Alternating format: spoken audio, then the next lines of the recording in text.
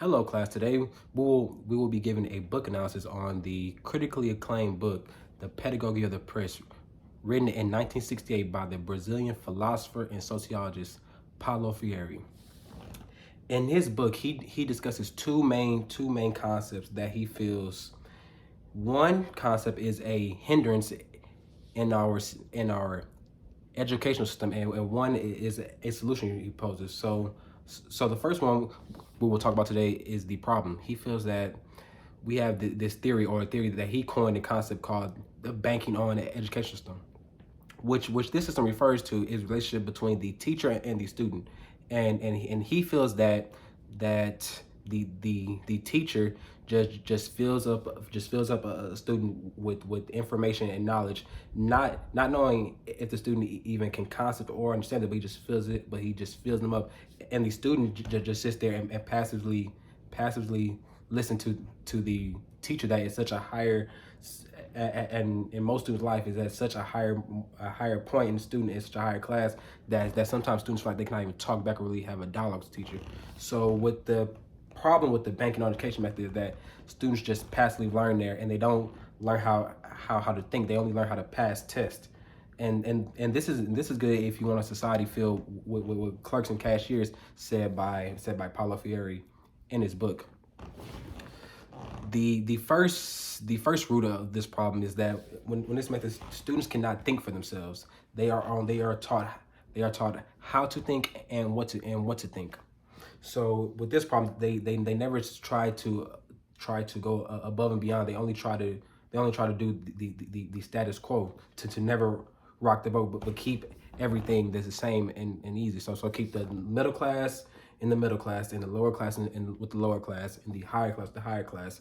And Paulo Freire feels like with this style of teaching the education system, this is not only wrong, but it is a form of oppression in his eyes, because he feels like education in itself should be a liberation.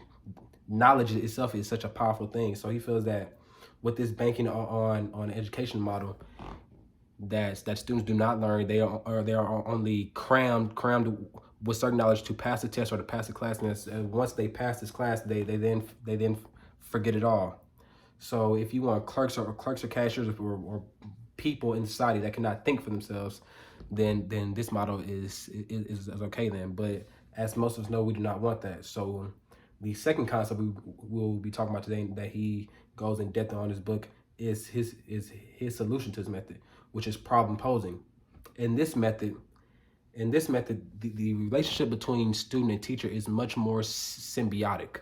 It's much more like, it's more 50-50 instead of, let's say, 70-30.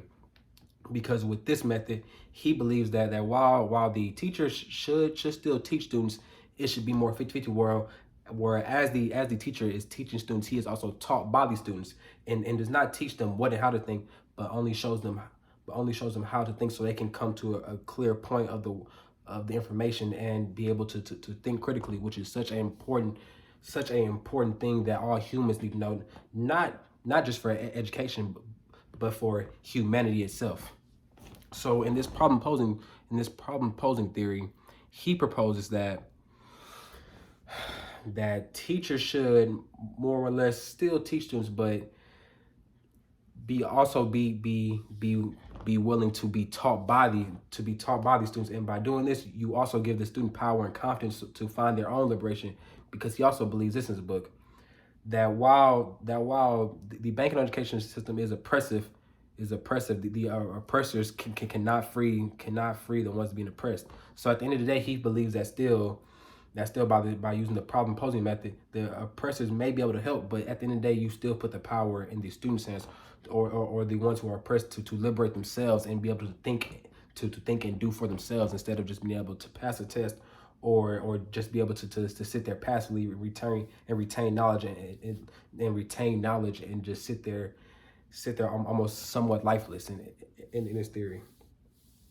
And so, if you can't tell already, he is not at all a functionalist at all. He was very influenced by Karl Marx, so you can call him a conflict theorist in this sense. Also a big theme he goes in the book, I'll say again, is the oppression. He feels that the oppressed people are made to just sit there and to made to just stay in the status quo, never be above or beyond, just sit there and maintain the status quo. And that's where the bank education mention actually works, and actually works because it's a system that works, and it shows that okay, we don't have to rock the boat by doing his problem posing method, which in all actuality, if you read his book, you'll find that his business, while this method sounds good and sounds great, it's almost somewhat a romantic thought in this sense.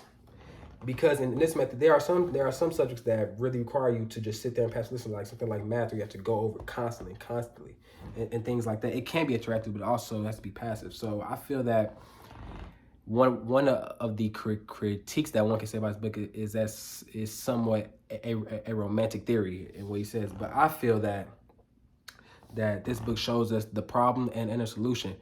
And in actuality, we have to come in a middle ground between both, because I also feel that not all students are like school enough to be that in depth and go and have that symbiotic relationship with a teacher, just as not all teachers are good enough to have that relationship with students.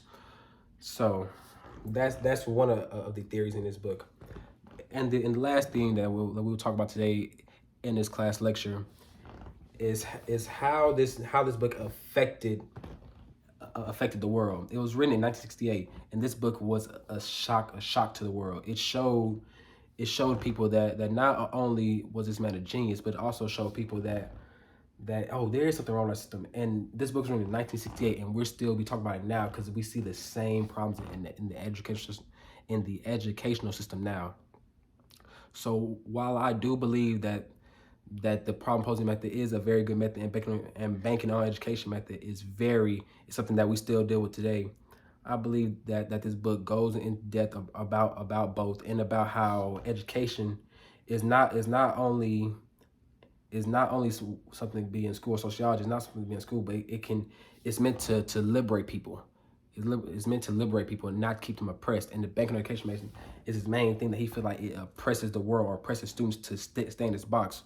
While the problem posing method, you can either stay in the box, or it gives you the freedom and the creativity to talk with your teachers, learn, but also learn to think for yourselves and to critically look at the world through an open lens, so you can be a better member of not only society, but a better member of humanity itself. So that is today my book analysis on the pedagogy of the oppressed by Paulo Freire. My name is Terrence Griffin. I'll be signing out today. Thank you, class.